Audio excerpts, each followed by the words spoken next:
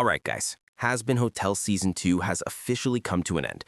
But the news about the series doesn't stop there, because recently VivziePop gave an interview regarding the future seasons of the show. So I think we need to discuss this. Let's break it down.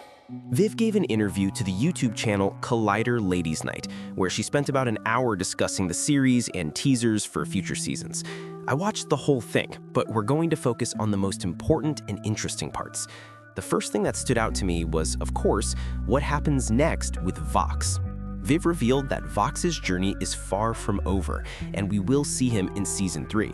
But this time, he won't be the one in charge. Instead, he'll be watching Valentino take that leadership position away from him.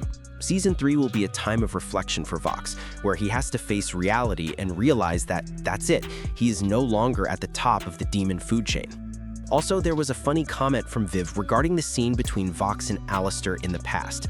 She said that this scene and moment was perhaps the only time in the entire season where Vox truly opened up to someone and was vulnerable. Considering that Vox is an egocentric maniac and murderer who has done a lot of terrible things, that moment with Alastor was incredibly important to him.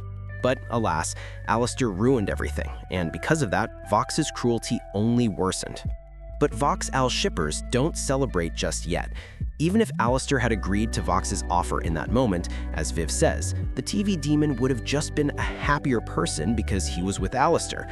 But in reality, both Vox and Alastor would have continued to be egocentric maniacs, doing terrible things, but having fun and feeling joy while doing it. And let's not forget, two psychopaths in one room don't exactly get along well. The second point I want to break down, and I think everyone watching this video is wondering the same thing, is why Charlie was acting so clueless this season. Surprisingly, Viv gave an answer to this. For Charlie, this season was more of a trial and an arc for her to grow as a character. In this season, she learned that she shouldn't let her emotions get the better of her, and also that she needs to put more faith and trust in others in what they do. Plus, the amount of failures and mistakes she experienced will serve as a valuable lesson for her in the coming seasons. Just to be clear, that's Viv talking, not me. But thanks to Charlie, we jump to the third topic, which is the most interesting, the return of Lilith. And as VivziePop hinted, Season 3 is going to be very difficult for Charlie and the Morningstar family as a whole. Lilith's return will be a test for everyone, both Charlie and Lucifer. Interestingly, Viv was asked a very cool question in the interview. If the seasons had their own colors, what would they be? The answer was fascinating because you can intuitively understand what the season is about by the color. Season 3 is purple and a little bit green. Obviously, purple is Lilith and green is most likely Alastor, since his powers are green.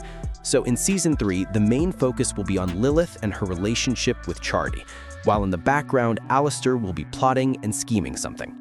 VivziePop hinted that in Season 3, Alastor will show himself to be a not very good guy. You know what I mean. She gave Season 4 the color gold, which is obviously a reference to heaven, since yellow and gold colors dominate there. So Season 4 will apparently be dedicated to heaven, the angels, and possibly loot. But Season 5 will be red, which means it will be dedicated to hell.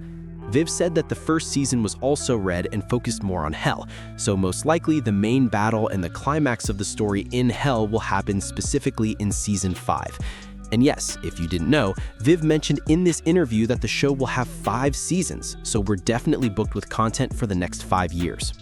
The next question in the interview concerned the Overlords. They asked Viv if the Overlords have specific official statuses, like how Vox is the media overlord. Medrano answered that in the original concept and script, each overlord was supposed to symbolize their own specific niche in media or art. For example, Vox is TV, Valentino is movies or adult content, Zizi is clubs, Zestial is classical theater, and so on. But in the end, Viv was convinced to move slightly away from the strict concept to keep some mobility and variety in the story. Next, it was mentioned that in Season 3, we will get to know Zestial and Carmilla a bit better. We will be shown flashbacks of what happened to Carmilla, explaining why she is constantly so afraid of losing someone. And also in Season 3, we will see illusions of what Zestial did in the past, thanks to which we will get to know him better as a character. But as Viv said, Zestial is the kind of character who has done a ton of terrible and scary things, which is why every sinner in hell fears him, even Alastor. But at the same time, he's a character who is, let's say, already retired. He has his power, he has knowledge and experience. Now he's just chilling in hell. He doesn't need to prove anything, unlike the V's. He's been in hell too long and seen too many things. Personally, I can't wait to learn Zestiel's backstory, as he is one of my favorite characters. And just the way Zestiel speaks in Shakespearean English with those old phrases, it's just honey to my ears. Just listen to it.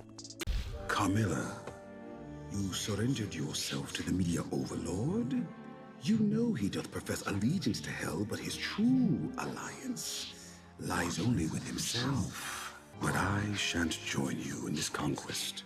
My truest wish is that you cometh to thine senses post-haste. For when you do, I shall return to your side. The next thing worth analyzing is, of course, Angel Dust. According to Viv, in Season 3, we will learn a lot about Angel, his backstory, and his family. And parallel to that, attention will be paid to Husk and his relationship with Angie. Interestingly, Viv mentioned that this season will be extremely difficult for Angel because we will see again how badly Valentino wants to own him.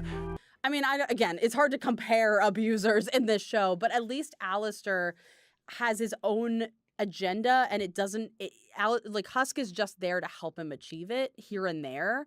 But with Valentino, it's like Angel is like this thing that he wants to lord over, and he wants control over, and he wants to control and use and hurt. And that's like the difference. And I quote, so Spider fans, stock up on tissues. There will be many, many tears in Season 3. And finally, one of the micro moments I highlighted from Viv's interview is the comments about Alastor's development in Season 3. Viv said that in the next season, Alastor will start to show himself more strongly as a bad guy, and there will be certain moments that will surprise us very much. Also interestingly, Viv was asked about the Radio Demons line where he tells Vox that he cannot break that girl's spirit. Viv said that Alastor respects Charlie very much for her unbreakable spirit. This is perhaps the thing Alastor respects and accepts most in other people, the ability not to give up and to keep moving forward with a smile. Don't forget to subscribe and leave comments.